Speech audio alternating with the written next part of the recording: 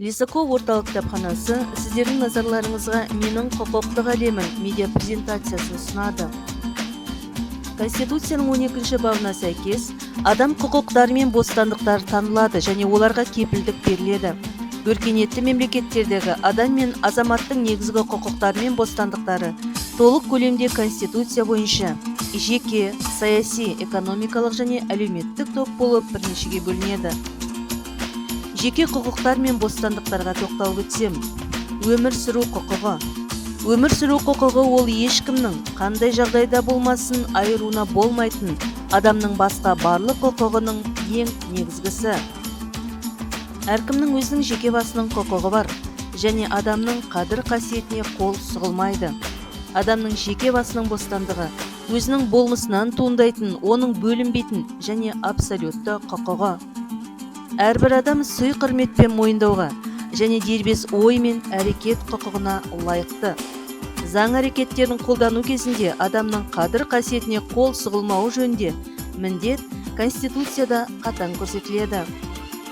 Ұлттық және діни салалардағы құқықтар мен бостандықтар және олардың кепілдіктеріне тоқталсам, әркім өзінің қай ұлтқа, қай партияға және қай дінге жататынын өзі анықтауға және оны көрсетпеуге хақылы. Әркімнің ана тілі мен төл мәдениетін пайдалануға, қарым-қатынас, тәрбие және шығармашылық тілін еркін таңдап алуға құқығы бар. Қазақстан Республикасында мемлекеттік тіл қазақ тілі. Онымен қоса мемлекеттік ұйымдарда, жергілікті басқару органдарында орыс тілі ресми түрде қазақ тілімен тең қолданылуда.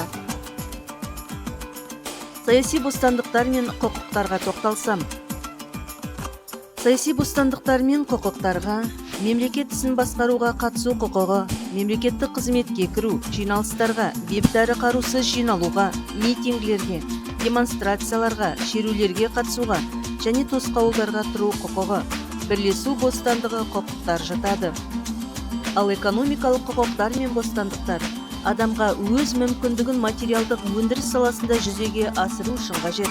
Мысалы, әркімнің кәсіпкерлік қызмет еркіндігіне, өз мүлкін кез келген заңды кәсіпкерлік қызмет үшін еркін пайдалануға құқылы. Қазақстанда жеке меншік заңмен қорғалады. Әлеуметтік құқықтар мен бостандықтарға денсаулық сақтау, білім алу, әлеуметтік қамсыздандыру, еңбек ету бостандығы және тағы басқалар жатады. Ал конституциялық құқықтар мен бостандықтардың өздеріне тән құқықтық қасиеттері бар. Адам мен азаматтың негізгі құқықтары, бостандықтар мен міндеттерінің бірнеше тобына тоқталуы тиін. Өзіндік құқықтар бұл адамға туғаннан бастап тән, одан ешкім айыра алмайтын табиғи құқықтар. Саяси құқықтар тек қана Қазақстан азаматтығы бар адамдарға беріледі.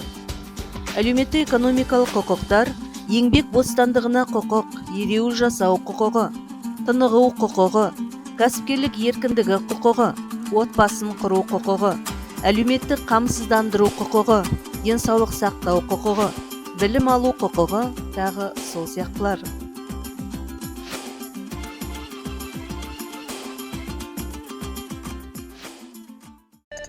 Дөңгеленген дүниенің әр тарапында өмір сүріп жатқан әлем елдерінде адам құқығының қорғалуы қандай дәрежеде?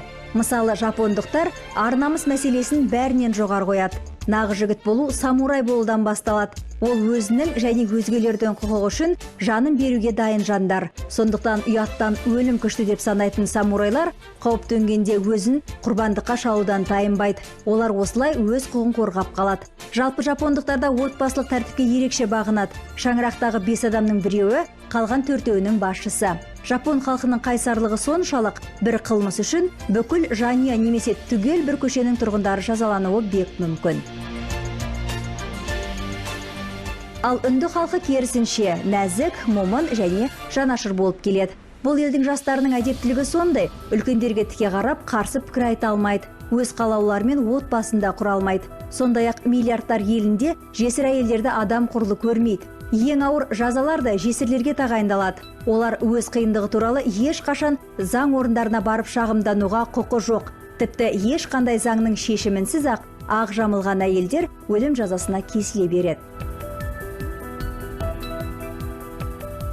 Жалпы Азия елдерінде Әйелдер еркектің қабырғасынан жаралған деген қағида мықтап орын алған. Иранның оңтүстік аймағын мекендейтін қашқайлықтарының әйелдері пәктік пен адалдықтың, талпыныс пен төзімділіктің үлгісі болып табылады. Олар барлық істе ер адамдарға көмекші. Жұмыстың ауыр жеңіліне қарамайды. Үйде отағасының билігі үстем болғандықтан, ер кісілерге жанарын тіктеп қарап, дауыс көтеріп сөйлеуге құқы жоқ.